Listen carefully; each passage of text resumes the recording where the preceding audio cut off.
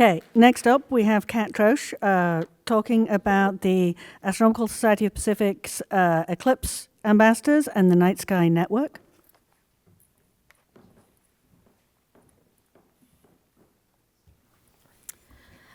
Hi, everybody. First, I just want to say thank you to the AAS for letting me pitch hit today because this was supposed to be a talk by Vivian White, and she's not here.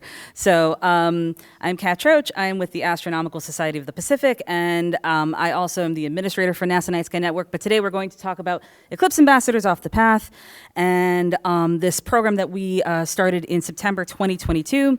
The whole idea was to engage communities on and off the path in underrepresented communities in eclipse science to get them involved and get them interested in astronomy, eclipses, just anything to do with that branch of science. So we had an idea, and the idea was to have 500 undergraduate students and 500 amateur astronomers that then became eclipse enthusiasts because we tried to broaden this spectrum so that they can partner up and then go into their communities and then share the wealth with this goal of reaching 100,000 folks. So we may have surpassed that. So we did come just a little bit short on our Eclipse ambassadors. We had a total of 703. Some of these were amateur astronomers and eclipse enthusiasts. Some of them were undergraduate students.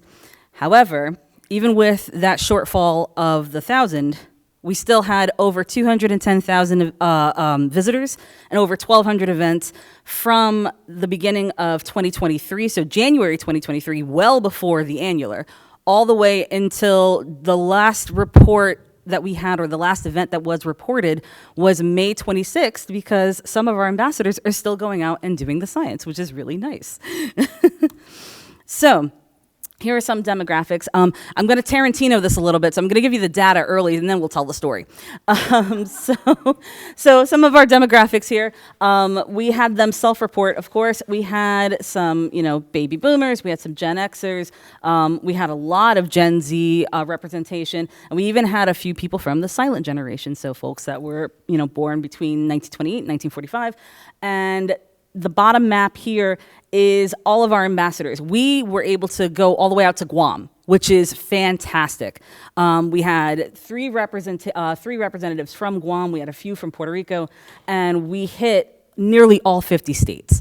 And of those states, when we finally did the breakdown of zip code of who we reached, a lot of it was from urban populations, but it was like an even split between suburban and rural areas, which are the areas, especially rural areas, those are the areas that we're trying to reach. Those are the ones that we're trying to impact with this science.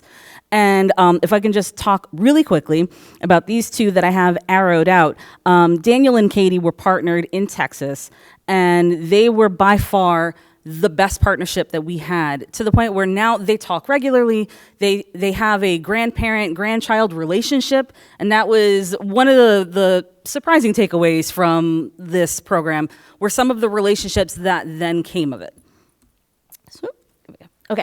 So with this big broad spectrum of all of our ambassadors, we were able to compile folks that spoke over 40 different languages, and we ended up having them record a short eclipse message that we posted on YouTube, and then you're more than welcome to view the playlist, so that they can then share that with their communities. Of course, the highest was viewed that was French, which is pretty great.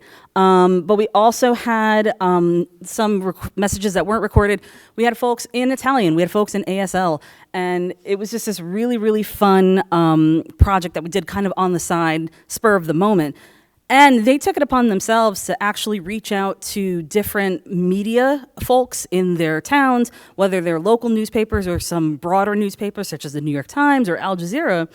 And they spoke to these media outlets on their own to talk about the eclipses and talk about the Eclipse Ambassador program, which was really nice. They didn't have to do that, but they did it anyway. And so just a little bit about the training that we offered. So we offered 2 90-minute sessions along with 4 asynchronous lessons. A lot of it was on eclipse science, of course, solar viewing to do it safely, inclusive public engagement, and event planning. And one of the things that was super critical about the inclusive planning was to make sure that they had materials to do this, right? You want to make sure that astronomy is for everyone. So we came up with a few things here and there. We decided to develop this marvelous moon poster to celebrate all of the lunar holidays between the annular and the total solar eclipse, which was really, really nice. And then we also have this Ways of Knowing card deck that celebrates eclipses in different cultures. So different stories from different cultures that can touch a little bit about cultural sensitivity around eclipses, because for some cultures it's a little bit taboo. So we wanted to make sure that they had this in their deck, along with partnering up with the Punch mission for tactiles for the blind and low vision community, so that this way they had as many materials as they could at their disposal. This was all included inside of a toolkit that we sent them with viewers and the posters and this really nice eclipse yardstick tool that we have to demonstrate how eclipses work. And overall, we ended up sending out over 175,000 solar viewers, which was great. And they were still asking for more, up to the 5th of April, I think. And at that point, we just had to cut them off and say no. But I really wish I could tell, or share more pictures than this. But some of the stories that came out of this were, we had this one couple that live in a senior facility together, 88 and 81, and this was the first eclipse that they had ever experienced. And they were able to look at the eclipse with the solar viewers. One of our ambassadors came with a telescope to show them the sun, and that was something that they had never experienced before in their life, and they were really excited to be able to share in that moment. And it really, it was impactful for us, because you have some communities, such as, senior facilities, incarcerated facilities, that are more or less forgotten. And, we want to make sure that they have access to these programs, because astronomy is supposed to be for everyone.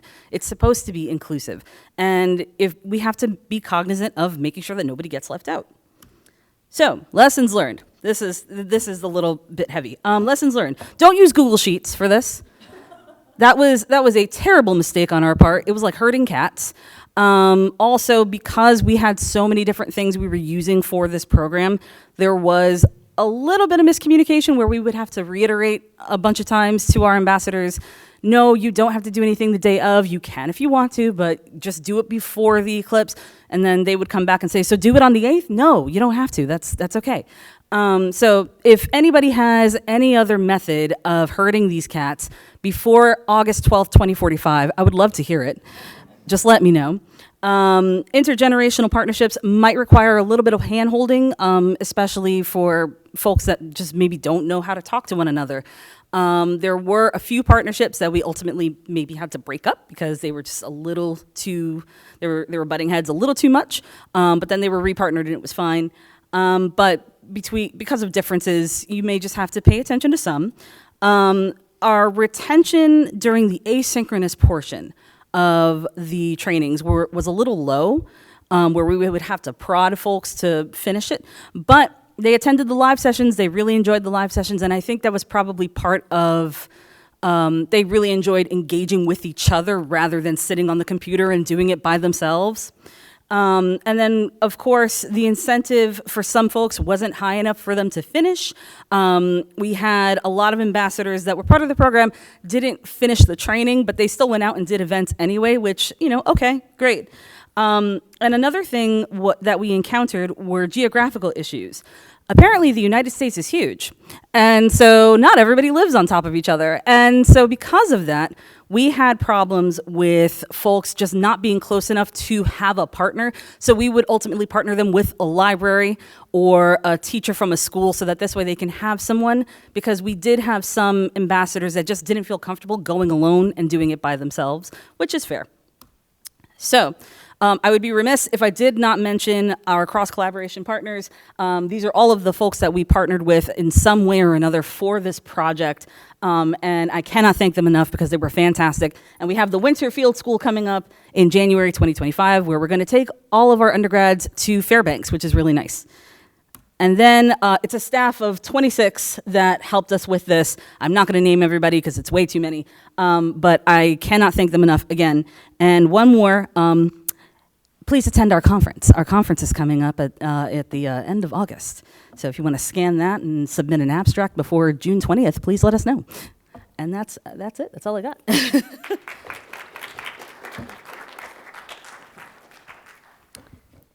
Questions for Kat? Looks like Laurie has a question for you. This is great. Now that you have this wonderful cadre, will you think of ways to put them to use besides the Eclipse? I think you have started something that you want to continue to make bloom. Absolutely. So I am not letting anyone leave. I've locked them in. So we're thinking of ways to incorporate them into other projects.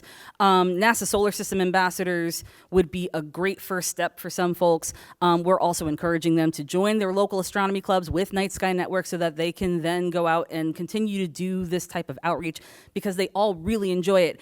88% of the early polls that we've taken for some of our partnerships have said, yes, they will keep in touch with their partner, and yes, they plan on continuing to do this type of outreach, which is phenomenal. It's a much higher number than I expected. So yes, we will definitely make sure that they have any tools or resources that they want to continue doing outreach. We're going to hang on to them and let them have at it. Thank you. Thank you.